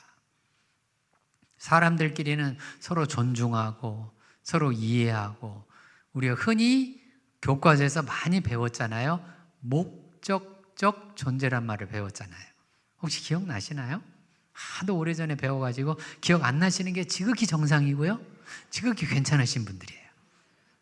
우리 인간들끼리는 무슨 존재라고요? 목적적 존재. 그래서 인격으로 대해줘야 됩니다. 뭘로 대해주시라고요? 쓸모로 대하지 마시고요. 뭘로 대하라고요? 인격으로 대해야 됩니다. 아, 귀하신 분이구나. 생명이 있으신 분이구나. 정말 이분하고 내가 어떻게 이렇게 옆자리에 앉아서 예배를 드릴 수 있을까? 서로 인사하세요. 귀하신 분 옆에 앉아서 영광입니다. 서로 인사하세요. 귀하신 분 옆에 앉아서 영광입니다. 그렇게 하시고 얼굴을 싹 바꿔가지고 너 쓸모없어? 쓸모 있냐 없냐로 자꾸 얘기하지 마세요. 회사를 운영하는 사장의 입장에서는, 회사를 운영하는 회장의 입장에서는 그렇게 쓸모로 얘기할 수 있긴 합니다. 왜? 회사라는 그 기업 자체가, 그 조직 자체가 쓸모를 필요로 하니까 기능적으로 어쩔 수 없이 그렇게 한다는 것은 일시적으로 그렇게 생각할 수 있지만 사람 자체를 그렇게 생각하면 안 되는 거예요. 사람은 정말 귀한 존재입니다. 한 생명이 뭐보다 귀해요? 천하보다 귀하죠. 서로 또 인사 한번 하세요. 천하보다 귀하신 분 옆에 앉아서 영광입니다.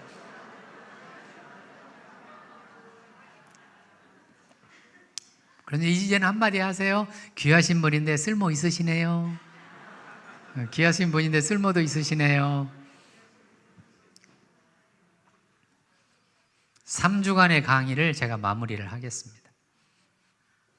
첫 주에는 제가 수치심 얘기를 해드렸고, 둘째는 두려움 얘기를 해드렸고, 오늘은 분노, 화 얘기를 해드렸습니다. 이 세 가지의 감정이 다 위계 질서가 있습니다. 위계 질서란 말은 이제 위아래가 있다는 뜻이에요. 위아래. 그 위계 질서, 위아래가 있다라고 하는 거를 제가 어디에 써놨냐면 이 책에다 써놓은 겁니다. 가짜 감정 책에다. 처음으로 써놓은 거예요. 일반인들 대중을 위한 책이긴 하지만 학문적으로 볼 때 그 세 가지 감정의 위계 질서를 써놓은 거는 이 책이 최초입니다. 제가 제 전문 서적에도 이런 걸 쓴 적이 없어요. 그렇지만 가짜 감정을 쓰면서 이거는 써놔야 되겠다. 제가 첫날에 얘기해드렸잖아요. 둘째 날인가? 왜 가짜 감정이냐? 그거의 의미를 이 책에다 써놨다고 제가 잠깐 얘기를 해드렸는데, 사실 감정에는 가짜가 없어요. 다 진짜입니다.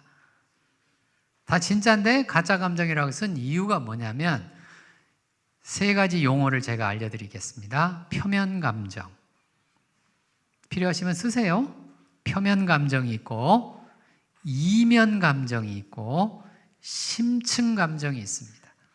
자, 표면 감정이 있고, 이면 감정이 있고, 심층 감정, 이거를 위계 질서라고 제가 이름을 붙인 거예요. 그러니까 표면적으로 뭐난 사람들이, 화난 사람들이, 지금 화 감정 얘기했잖아요, 오늘. 표면적으로는 화가 났어요. 근데 그 화는 다 어디서 나온다고요? 물론 마음에서 나오죠. 지금 감정으로 얘기해 보면 어디서 나온다고요? 두려움에서 나옵니다. 그래서 두려움이 이면 감정이에요. 이면이라고 하는 말은 겉으로 드러나 있진 않지만 잠시 조금만 기울이면, 귀를 기울이거나 조금만 보면 이 사람이 두려워한다는 걸 안다는 뜻이에요. 그래서 이면입니다. 제가 이름을 그래서 이면 감정이라고 붙였어요. 그래서 이면 감정은 언제나 표면에 이렇게 있고 그 이면에 이렇게 밑에 살짝 이렇게 숨겨져 있어요. 이면 감정들이에요. 이 이면을 우리가 이해하기 쉽게 하시려면 지하철을 생각하시면 돼요. 지하철이 영어로 서브웨이거든요. 서브웨이가 왜 샌드위치점도 서브웨이가 있잖아요. 서브라는 말의 뜻이 무슨 말이냐면 지상으로 나왔다가 지하로 들어갔다 할 때 서브란 말을 씁니다. 지하철이 그러잖아요. 지상으로 나와 있다가 또 땅속으로 다니다가 또 지상으로 나오다 이러잖아요. 그게 지하철입니다. 그러니까 땅속으로 다닐 때는 이면이에요. 우리가 도로도 보면 이면도로라는 게 있잖아요. 그렇죠. 큰 도로가 있고 앞에 보면 큰 도로 있잖아요. 이 큰 도로에서 여기 골목길로 들어오잖아요. 이런 골목길들이 무슨 도로라고 불러요? 이면도로라고 부르잖아요. 그거하고 똑같이 생각하시면 돼요. 그러니까 겉으로는 뭐가 나 있는데 화, 표면이라는 게 겉이라는 뜻이에요. 모든 화난 사람들은 그 이면에 뭐가 들어있다? 두려움이 들어있어요. 자, 그러면 아까 남편이 얘기합니다. 나한테 뭐라고 해요? 너 왜 그렇게 말하는 거야? 라고 소리를 질렀어요. 화나가지고. 그러면서 내가 지금 뭐라고 하는 중에 내가 너한테 뭐 하다고? 나 세지? 이렇게 말하는 중이죠. 아까 세다고 얘기했잖아요. 세다라고 얘기하면 들으신 분들은 어떻게 들으시면 돼요? 그러면 이걸 오늘 들었으니까 여러분들이 이제 알았어. 이제 남편이 나한테 소리 지를 때마다 너 쫄고 있구나 이렇게 라고 말하시면 안 됩니다. 큰일 나요. 그렇게 얘기하면. 쫄보라고 얘기하시면 안 돼요. 근데 쫄보가 맞거든요. 근데 쫄보라고 얘기하시면 안 돼요. 쫄보라고 얘기하시면 내가 쫄보 아닌 거를 더 증명하기 위해서 화를 더 많이 냅니다. 더 위험해지는 거예요. 그럴 때는 어떻게 해야 돼요? 나 세지? 내 말 들어? 왜 안 듣는 거야? 이렇게 얘기하면 어떻게 하면 돼요? 네 해야 돼요. 어떻게 하라고요? 네 그렇게 하고 밥 가져와. 그럼 빨리 부엌으로 가서 밥을 가지러 부엌으로 가서 부엌에서 혼잣말로 히히히 쫄보구나. 혼잣말로 뭐 하시라고요? 쫄보라고. 생각해 보세요.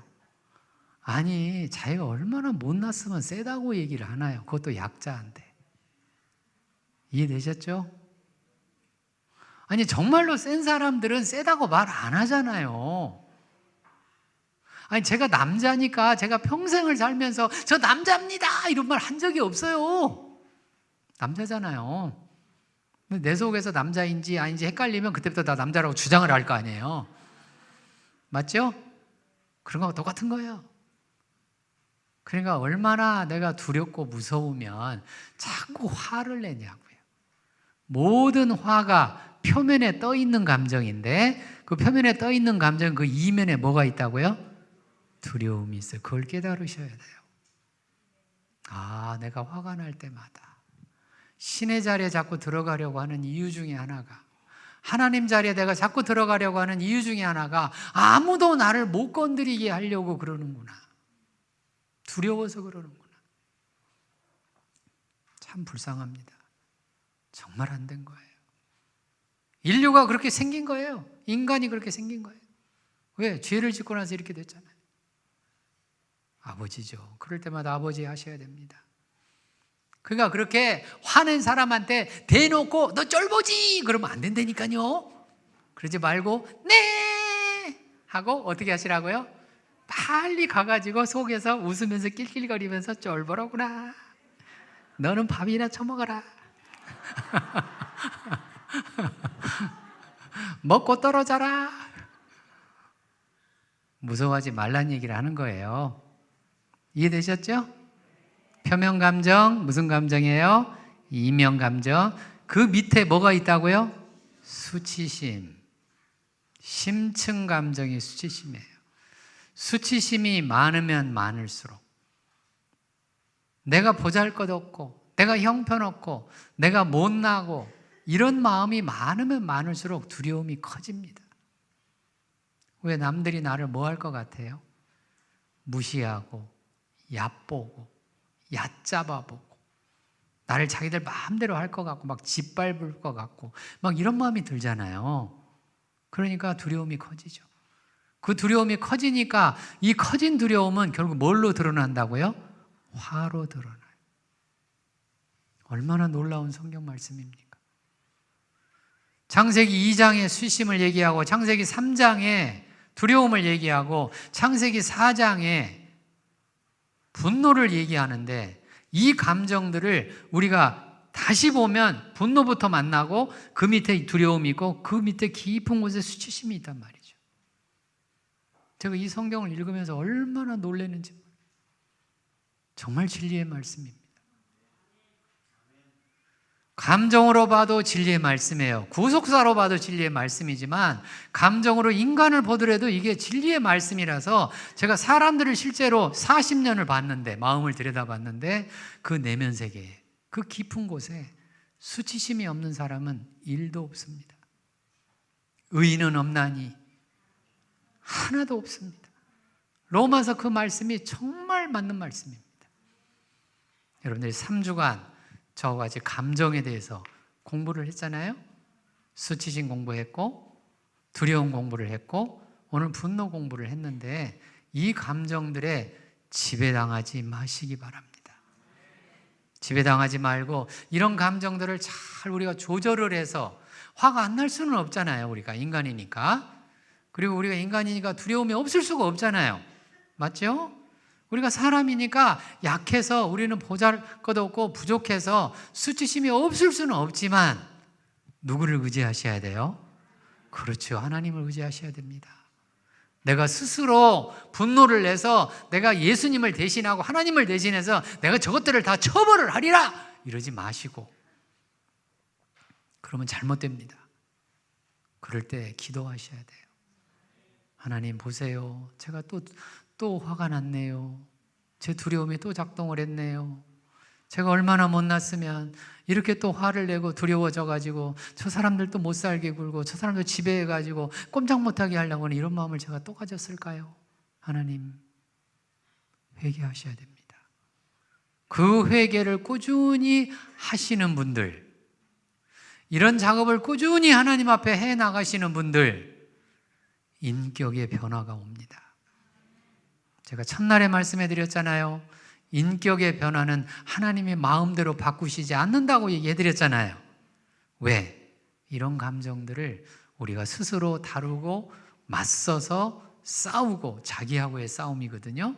그래서 결국은 그리스도인이 된다는 말, 믿음의 사람, 신앙생활이라고 하는 것은 자기하고의 싸움입니다. 물론 교회를 다니고 예배를 드리고 11조를 하고 헌금 열심히 하고 봉사도 많이 하고 다 중요한 신앙생활인 거 맞습니다. 그러나 그런 신앙생활은 제가 다 외적 신앙생활이라고 제가 얘기를 합니다. 신앙생활에 두 측면이 있어요. 하나는 외적 측면이 있고 하나는 내적 측면이 있는데, 우리는 외적 측면의 신앙생활에 너무 치우치다 보니까 인격적인 거는 신앙생활을 잘 안 해요, 사람들이. 그런데 이 인격적인 신앙생활은 바로 이런 감정하고 연결되어 있어요. 그래서 꾸준히 화날 때마다, 두려워질 때마다, 내 안에 수치심이 생길 때마다 하나님 앞에 나아가시기 바랍니다. 하나님, 제가 또 그랬네요. 또 그랬어요. 또 그랬는데 이런 저를 하나님은 여전히 또 받아주시고 또 받아주실 거지요. 이런 내용이 시편에 다윗이 정말 잘 기록해 놨습니다. 제가 시편을 읽으면서 얼마나 마음이 따뜻한지 몰라요. 왜? 다윗이 어떤 사람이었냐? 하나님의 마음에 합한 자. 아무도 안 나와요, 성경에. 그런 사람 하나도 없어요. 오직 다윗한테만 하나님이 쓰신 말씀입니다. 근데 그런 다윗도 분노에, 화에, 두려움에 살인까지 저지르고 그렇지 않습니까? 그걸 또 덮기 위해서, 가리기 위해서 다른 장수들 보고 명령을 해가지고 우리아를 제일 먼저 전선의 최전방에 내보내라 막 이렇게 하고 그렇지 않습니까? 그런 다윗이 시편을 통해서 자기 죄를 고백합니다. 하나님, 제가 이렇습니다. 그랬기 때문에 하나님께서는 다윗이 의롭고 훌륭한 행위를 해서 하나님 마음에 합한 자라고 한 게 아니라, 다윗이 이런 자백의 과정, 고백의 과정, 회개의 과정을 하나님 앞에 했기 때문에 하나님께서 내 마음에 합한 자, 그랬던 겁니다. 우리가 신앙생활 하시면서 특히나 우리 신광교회 교인들 한 분 한 분이 다 소중한 분들이시잖아요. 하나님이 다 귀하게 여기시고 하나님께서 다 우리가 잘 되기를 원하시잖아요. 물질적으로도 잘 되기를 원하시지만 마음으로도 영적으로 다 잘 되기를 원하시잖아요. 영적으로 잘 되기를 원하시면 화가 날 때마다, 두려워질 때마다, 수치심이 생길 때마다 하나님 앞에 나아가서 하나님, 제가 또 화가 났네요. 저 인간 미워요 라고 누구한테 말하라고요? 하나님한테. 밉다고 하세요. 그러면서 저 인간이 미워지면 제 남편인데요, 적이 됐네요. 제 남편인데 뭐라고요? 적이라고요. 가족이 적이잖아요. 아닌가요? 맞잖아요. 모든 적은 친구에서 생기고요, 모든 적은 가족에서 생깁니다. 그래서 가족이 왼수입니다. 어디에 나와요? 성경에 나오잖아요. 다 따라서 하세요. 가족이 왼수다. 원수를 사랑하라. 간단하죠? 원수를 어떻게 사랑하냐? 화났을 때, 두려워졌을 때, 수치심이 생겼을 때 원수를 사랑하는 그 마음을 가지고 기도하시면 하나님께서 은혜를 베풀어 주십니다. 그 은혜로 사랑하는 거예요. 그 은혜로 사랑하고 포용하고 그렇게 살아가는 여러분 모두 되시기를 주님의 이름으로 축원을 드립니다. 기도하겠습니다. 하나님 아버지, 주님의 은혜를 감사드립니다. 3주간 귀한 은혜의 말씀을 주신 것 감사드립니다. 아버지 하나님, 감정을 통해서 우리의 마음을 들여다봤고 그 감정을 통해서 우리의 신앙 상태를 들여다봤는데 하나님께서 축복하시고 인도하여 주시옵소서. 예수님의 이름으로 기도 올리옵나이다. 아멘.